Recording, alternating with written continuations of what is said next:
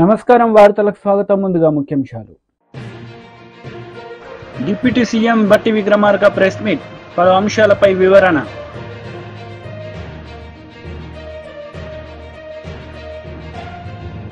మాజీ మంత్రి Srinivas Goud press meet, ఇరు పార్టీలపై ఫైర్. డిప్యూటీ సీఎం బట్టి విక్రమార్క రోడ్ షో నిర్వహించారు. ఈ సందర్భంగా పలు అంశాలపై ఆయన ప్రసంగించారు. సంగతి కూడా మీ అందరికీ తెలిసింది. ప్రధానంగా గ్రామీణ ప్రాంతాల్లో ఉన్నటువంటి పాఠశాలలో కానీ అర్బన్ సెంటర్స్లో ఉన్నటువంటి వాళ్ళు కానీ చదువుకుంటున్నటువంటి విద్యార్థులకు సరైనటువంటి ఉద్యోగస్తుల సంఖ్య లేకపోవటం వల్ల ఆ పేద మధ్యతరగతి కుటుంబాలకు సంబంధించిన పిల్లలు చదువుకున్నటువంటి ప్రభుత్వ పాఠశాలలో పడుతున్నటువంటి ఇబ్బందిని కూడా గమనంలోకి తీసుకొని విద్యా వ్యవస్థ మీద బాగా దృష్టి సారించాలనేటువంటి ఆలోచనతో అటు పేద విద్యార్థులు చదువుకున్నటువంటి పాఠశాలకు సంబంధించిన టీచింగ్ స్టాఫ్ని పెంచడం ఒకవైపు, అలాగే రాష్ట్రంలో ఒక దశాబ్ద కాలం పైబడి ఉద్యోగాల కోసం ఎదురు చూస్తున్నటువంటి నిరుద్యోగ యువతీ యువకులకు అవకాశం కల్పించాలనేటువంటి ఉద్దేశం ఇంకొక వైపు. ఈ రెండింటిని దృష్టిలో పెట్టుకొని వెంటనే ఇప్పటికే ఆలస్యమైంది 10 ఏళ్ళు పాలనలో ఉన్నటువంటి టీఆర్ఎస్ ప్రభుత్వం డిఎస్సిని నిర్వహించలేదు, గ్రూప్ 1 పరీక్షలు నిర్వహించలేదు, గాలికి వదిలేసినటువంటి తెచ్చుకున్న రాష్ట్రంలో వాళ్ళ కోసం తెచ్చుకుంటే వాళ్ళందరినీ గాలికి వదిలేస్తే మనం అలా చేయకూడదనేటువంటి ఆలోచనతోనే వెంటనే మేము చెప్పినట్టుగా పబ్లిక్ సర్వీస్ కమిషన్ని ప్రక్షాళన చేసి పూర్తి స్థాయిలో ఉన్నటువంటి ప్రభుత్వ ఉద్యోగాలకు సంబంధించిన క్యాలెండర్ను డిక్లేర్ చేసే ప్రక్రియని మొదలుపెట్టిన విషయం కూడా మీ అందరికీ తెలిసింది. అలాగే వివిధ ఇతర రిక్రూట్మెంట్స్ సంబంధించినటువంటి వ్యవస్థల ద్వారా కూడా సాధ్యమైనంత వరకు ఆ రిక్రూట్మెంట్లన్నీ పూర్తి చేయాలనేటువంటి సంకల్పంతోనే ముందుకు పోతా ఉన్నాం. మీ అందరికీ తెలియదు కాదు, 10 ఏళ్ళు డిఎస్సిని నిర్వహించకుండా ఆ 10 ఏళ్ళు నిరుద్యోగ యువతి యువకులు డిఎస్సి కావాలి కావాలి కావాలి అని పదే కోరినప్పటికి కూడా పెడచేవని పెట్టి కేవలం జస్ట్ ఎన్నికల కంటే ముందు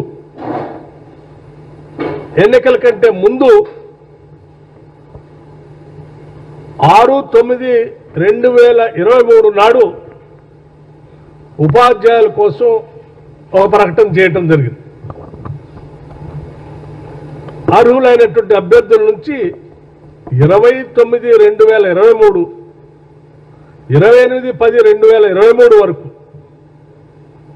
1,77,527 అభ్యర్థులు దరఖాస్తులు ప్రకటనిస్తే చేసుకోవటం జరిగింది. కానీ ఎన్నికలు సమీపించాయి, అది ముందే తెలిసినటువంటి మాటే.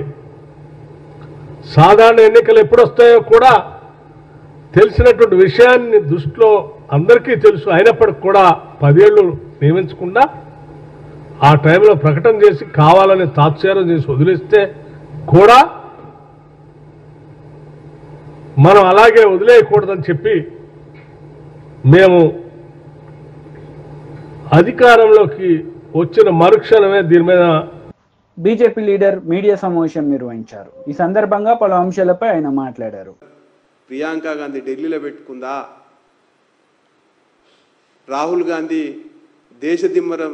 దేశాన్నంతా తిరుగుతుండగా దేశదిమ్మరిగా ఆయన దగ్గర జేబుల పైజాములా మడిచిపెట్టుకున్నాడా, మరి రేవంత్ రెడ్డికి అది దొరుకుతలేదా?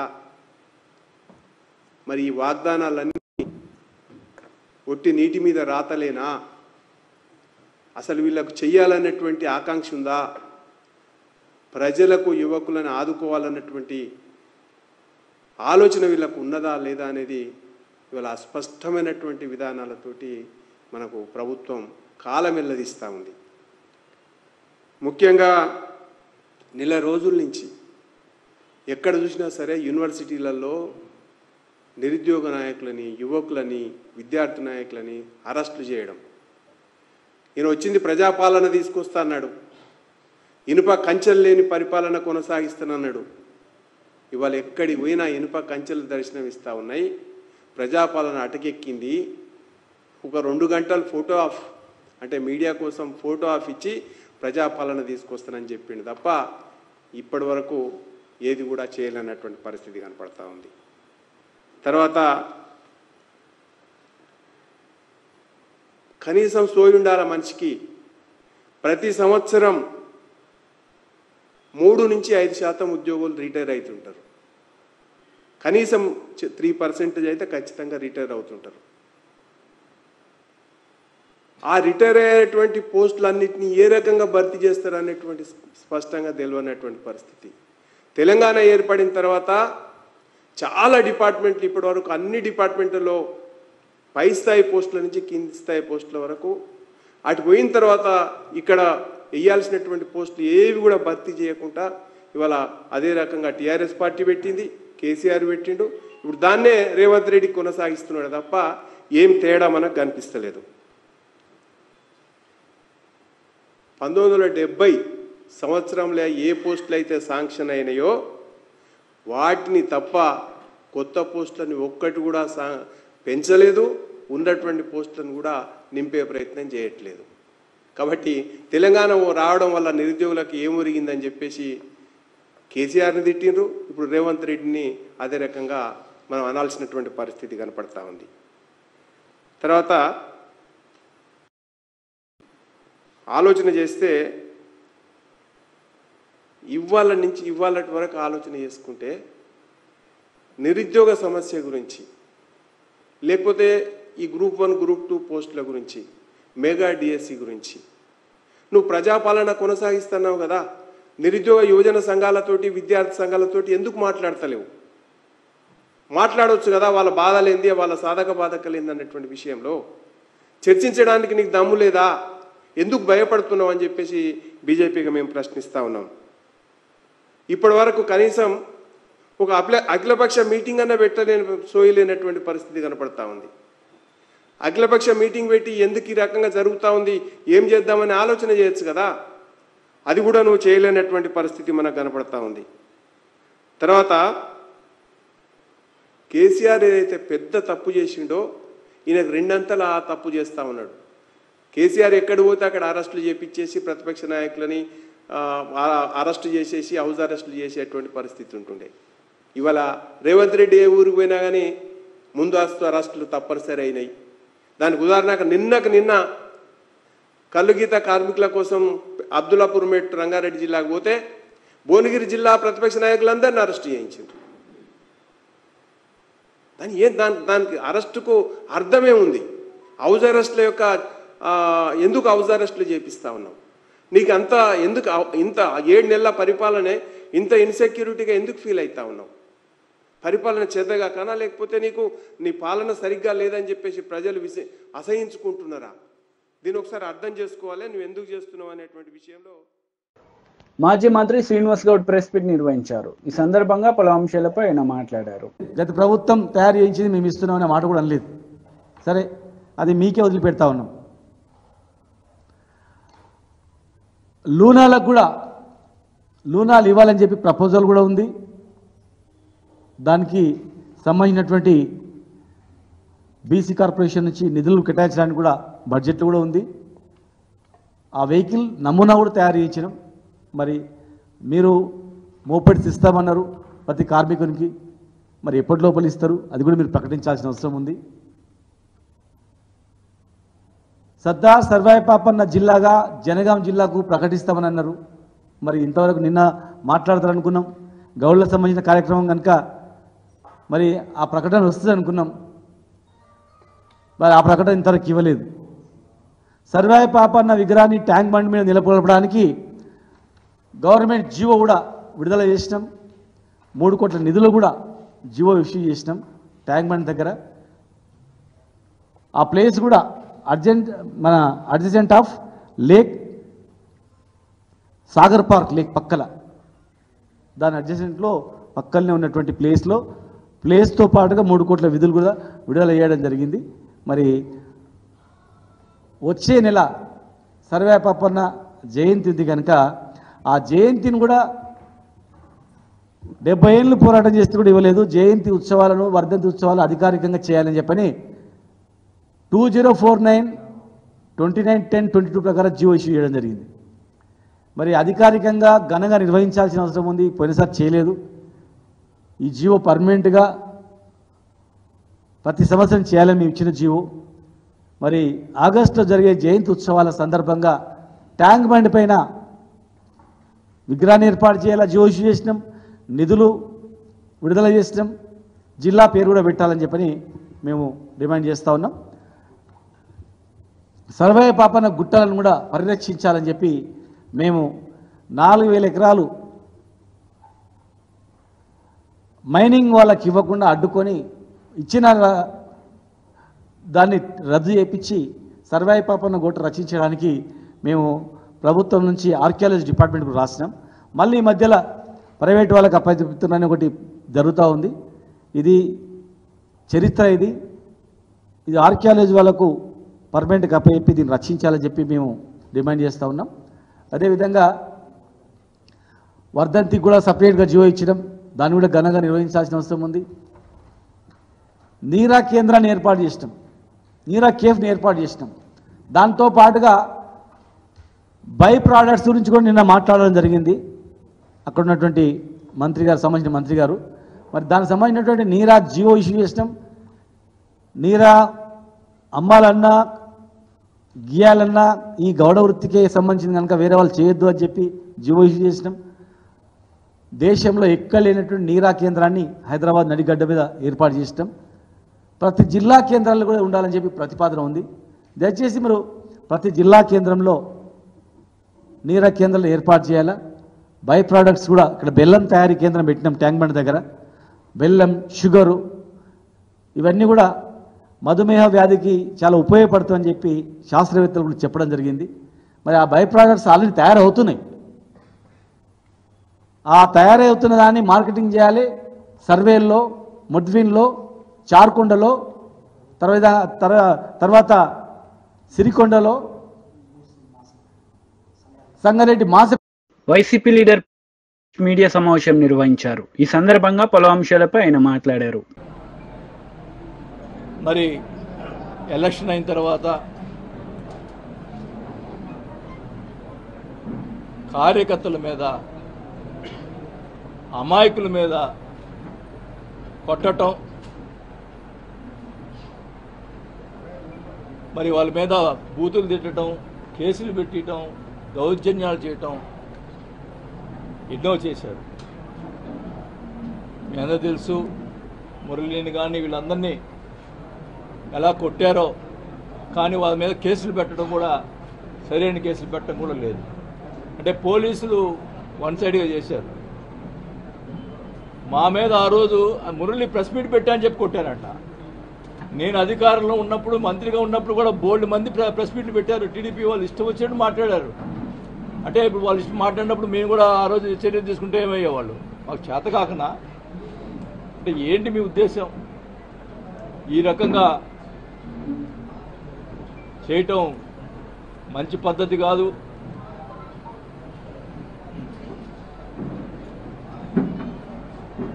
నేనైతే వాస్తవానికి ఎందుకులే మనకి ఈ రాజకీయాలు ఇంకా వద్దు అనుకునే పరిస్థితిలో మీరే నన్ను మళ్ళా తీసుకొచ్చారు రాజకీయాలకి, ఈ ప్రతిపక్షాలను కూడా ఈ సభాముఖంగా తెలియజేసుకుంటా ఉన్నా. నేను వదిలిపెట్టను ఒంగోలుని. ఖచ్చితంగా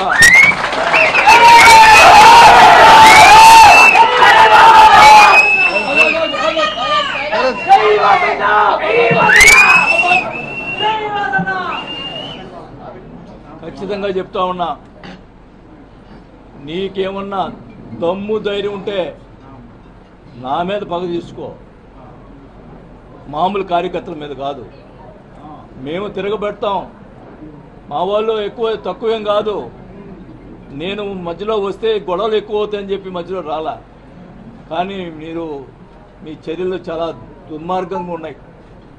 ఒక ఆయన ఏమో ఫ్లెక్సీలు వేస్తాడు, చోటగాడు పారిపోయాడు, అబ్బా కొడుకులు పారిపోయారు, వాళ్ళ చేత ఫ్లెక్సీలు వేపించి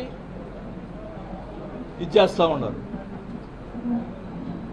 ఒక ఆయనతోటి, ఒక జనసేన నాయకుడితోటి జనసేన పార్టీలో చేరతాడంట అని ఆయన చేత మాట్లాడిస్తాడు.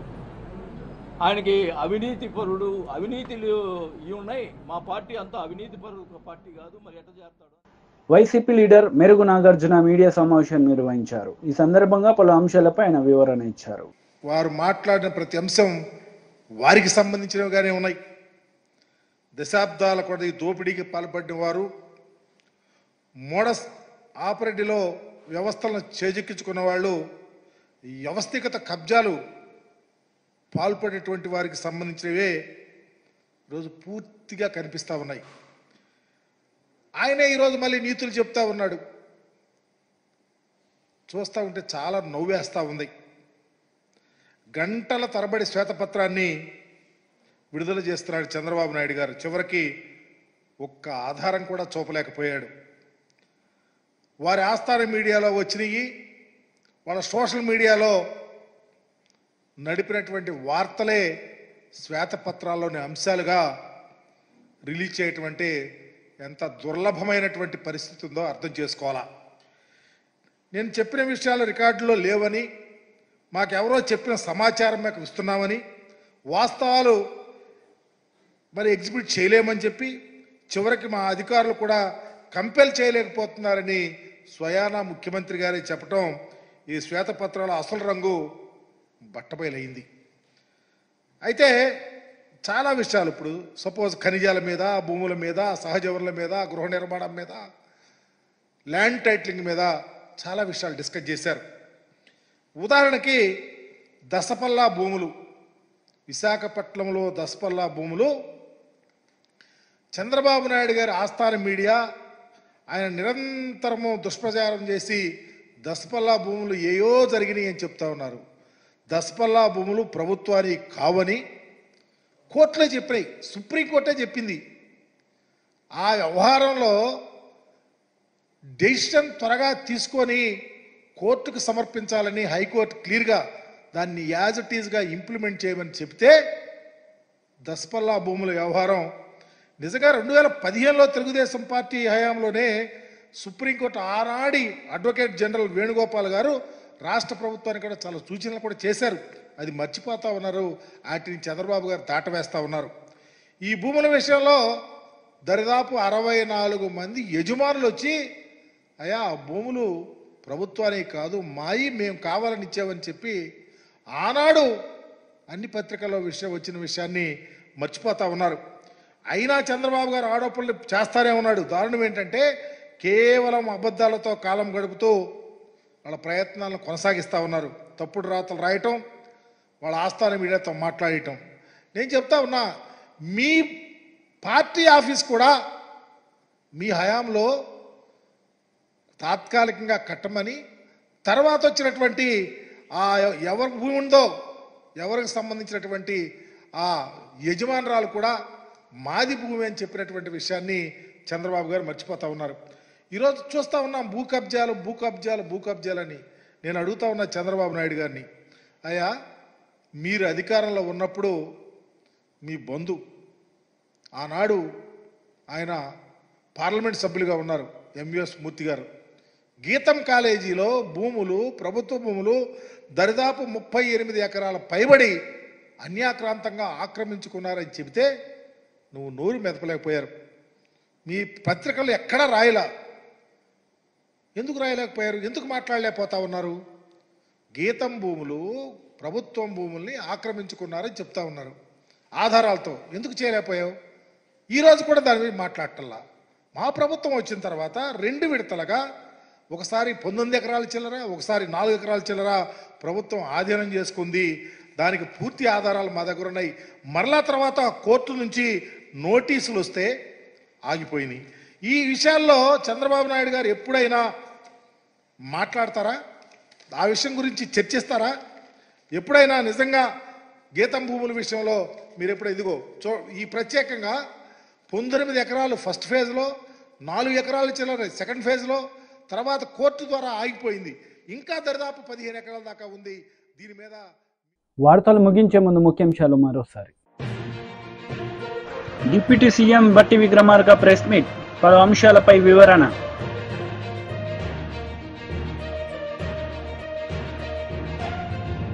మాజీ మంత్రి శ్రీనివాస్ గౌడ్ ప్రెస్ మీట్, ఇరు పార్టీలపై ఫైర్. ఈ వార్తలు ఇంతటితో సమాప్తం. తిరిగి ప్రసారమయ్యే వార్తల్లో మళ్ళీ కలుద్దాం. అంతవరకు సెలవు. నమస్తే.